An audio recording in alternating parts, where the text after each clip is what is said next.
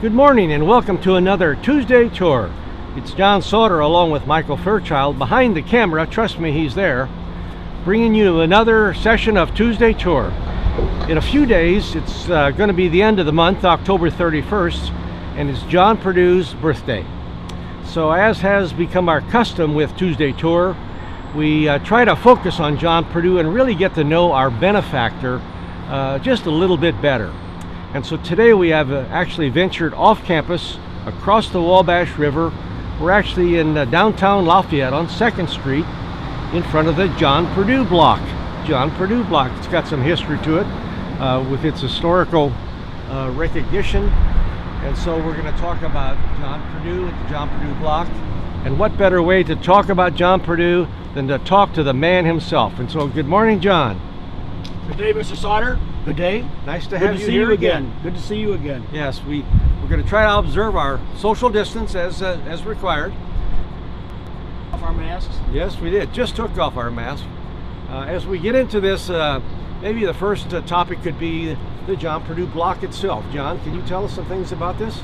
Oh yes. Well, this is a very dear part of my life. It's very sentimental for me to come here and to see this building, and that it's still standing after all these many years. People think of me as an older man. That's all my paintings that are over on campus and the few photographs of me. I'm an older man. I wasn't always an older man. I'll be 218 years old on Halloween, but I was once young. And when I came to Lafayette, I was in my mid-30s, 36, 37 years old. I was a young man. I opened a store here. And when I built this building, I was 43. This is where I started. This is where my career really launched off. Before I built this building, I was predominantly a merchant. And this is where I stepped up and got into other things. This was once the biggest brick building outside of New York City. It went from South Street to Columbia Street. All the way along. And it was a very large building, very well known.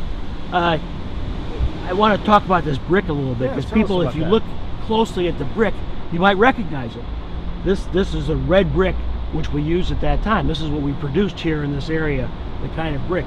If you go over and look at University Hall at Purdue campus, which is the oldest building still standing, you'll find this very same brick. And as they continued to build Purdue, they continued to use that brick until it became known as the Red Brick Campus. And it also, if you go a little bit south here into the Wabash Avenue neighborhood, you'll notice these same old red brick. That's the oldest part of the city. So that's the story behind the brick. I moved my own store here. I had a store on Main Street. I moved it into this building.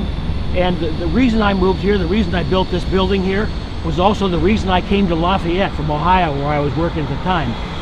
About 100 feet behind this building was the Wabashiri Canal, and right next to that was the Wabash River. At that time, the farthest steamboats could reliably navigate north on the Wabash River was in Lafayette.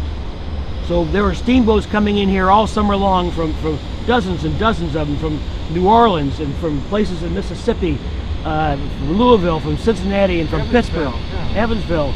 They came in here and loaded and unloaded and took things back and forth.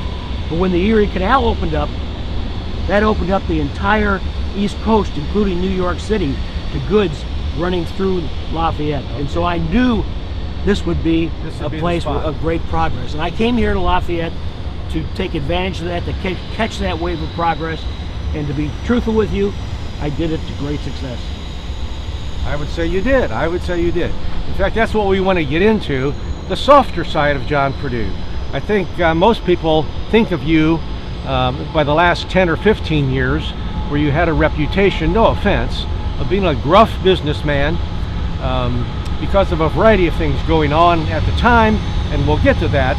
But really, it said that you were a much overlooked Santa Claus when it came to community affairs.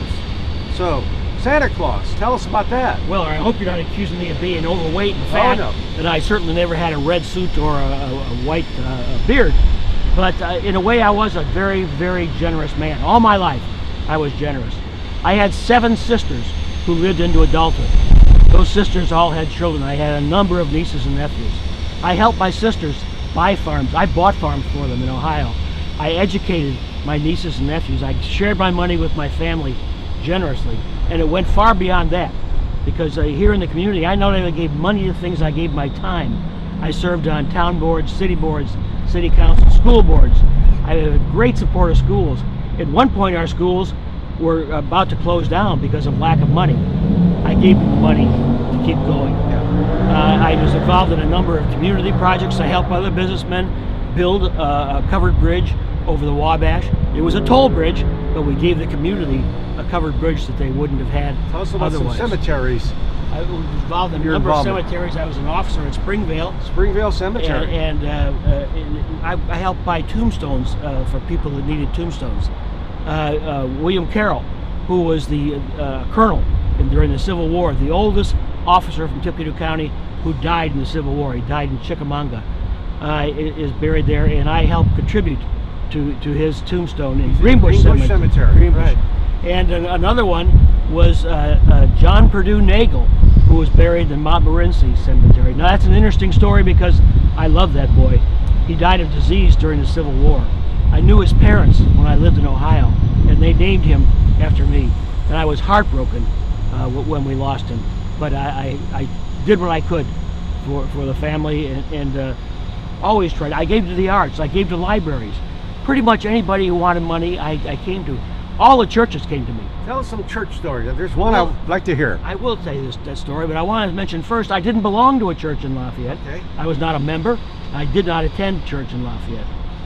I did have a number of books on religion in my library. I was very interested in religion. I strongly believed in churches. I felt being part of a church was important to the life of people, and so I supported them. Among them, Second Presbyterian, which we now know as Central Presbyterian. Central, right. And I helped give money for that building. I gave money for pianos, for organs, for hymnals, whatever they needed. I was involved in.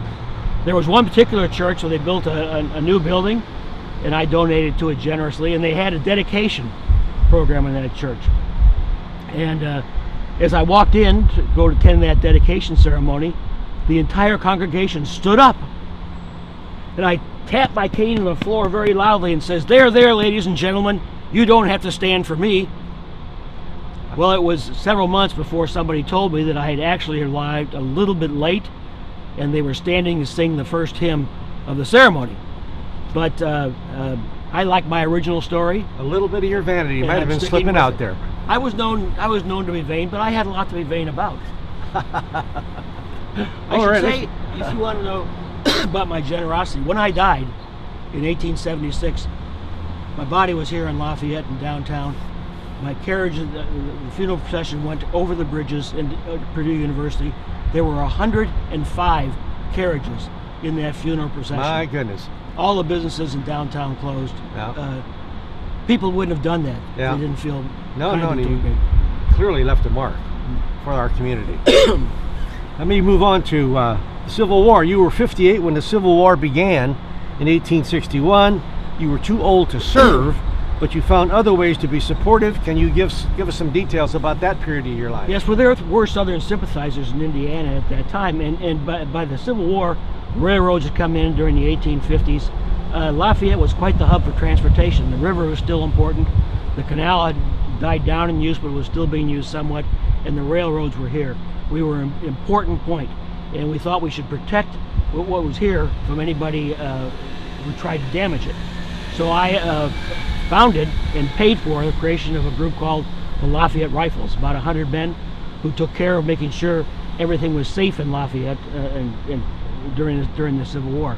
I should also say that I spent virtually all of the Civil War in New York City, and I sold pork to the Union Army. In New York City, I was known as the King of Pork. Mr. Pork, I understand they called and you. And I also sold clothing, cloth, making uniforms for the Union Army. Now, there are people who would say that was war profiteering.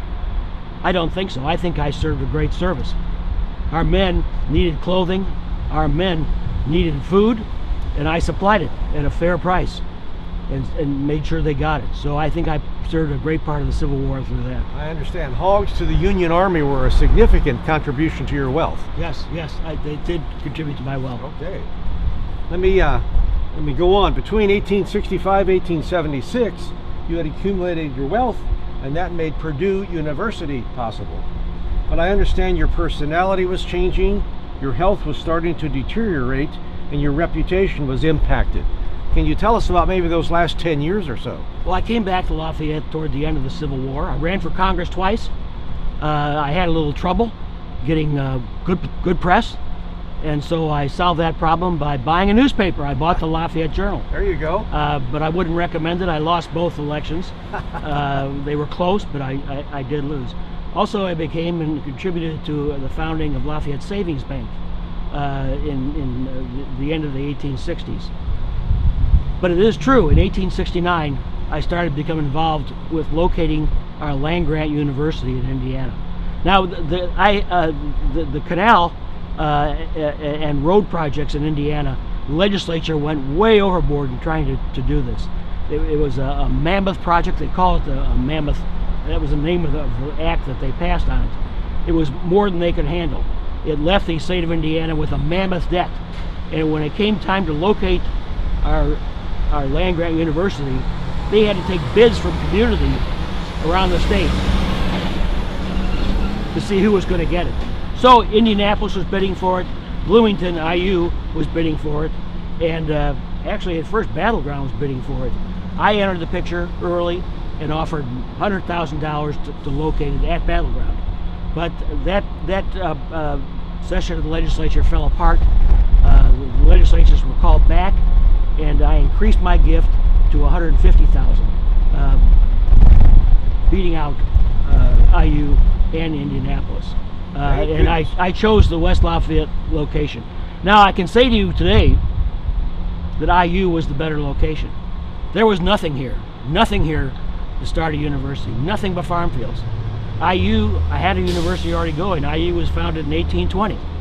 IU had buildings, it had students, it had faculty, it had a library, it had endowment, it had land, it had everything that they needed. All they needed to do was attach a program in engineering and agriculture. But the reason it came here is because I outsmarted them. I had deeper pockets and could give the state more money, and so they located it here. When it did locate here, I always felt, and to this day I feel, Purdue is my university. That's my name. That's my name on that university. The state seemed to have a different idea, and the Board of Trustees, they thought that it was the state's university. Well, that was totally wrong. It was my university, and I wanted to run it my way. And I did fight quite a bit with the Board of Trustees over absolutely everything. We spent 5-6 years just arguing with each other. Finally got some things accomplished, got the university opened in 1874. I died in 1876 on this day the university opened for the third academic year. I had been to campus that day, talked to students and faculty. I told you my funeral. They had quite a large funeral, went over to university and buried me across from actually it was just the foundation of the University Hall at that time. Hall, right. And the president of the university, President Emerson, spoke. And during his eulogy, he mentioned that I was losing my mental abilities. And he said I was surprised that I continued working when I was becoming so mentally fragile. I've never heard of such a thing. I'm very insulted by that. It's true. My handwriting had deteriorated. I was arguing with everyone. I was getting lost in my own hometown. I was falling downstairs. I lost total control of my money. Today you would probably say I had dementia. But I say I was just fine. Interesting. And I wish that Emerson White had not given that eulogy. I wish I had given it. It would have been a whole lot better. If only that was possible. That's right. But here we are here at the place where it all started for me. Right. This is a very important spot in my heart. Oh, yeah. And I used this building to build a career that eventually enabled me to locate one of the world's great universities here in our community, forever changing the life and the economy of this area. And I think that's pretty good. that's very good, and we're all obviously so indebted for the early years and even the last few years, which weren't so pleasant, but it's worked out. And today, what a legacy we have for you, and it's so nice. 218 years later, you're looking well, by the way. I keep exercising and try and get out. Good for you. I still help the university as much as I can. 2020, we're going through a variety of challenges, I'm telling you, Yes. but your University is still strong and highly respected around the world. So you Always should wear be my very face proud. mask. All right, well, happy birthday. Thank you. Thank you. Happy birthday. And of Good course, day. Boiler up. Of course, this is John Norberg, who enjoys the role, obviously, that he's playing as John Purdue. John is available for your meetings and your civic gatherings and your watch parties or whatever you might want to do. He'd be happy to come out and tell some stories and regale you with a lot of the good old days of Lafayette and what's been going on there. John also has a book available for you, Ever True, about our first 150 years. It's available through University Press. We hope you'll have a chance to maybe look at that and buy it. We've got a couple of copies, and it is just full of anecdotes. It's what I refer to all the time when I'm doing these Tuesday tours. So, John, thanks again for being here. Thank you. On behalf of John and Michael and your Purdue Alumni Association, hail Purdue.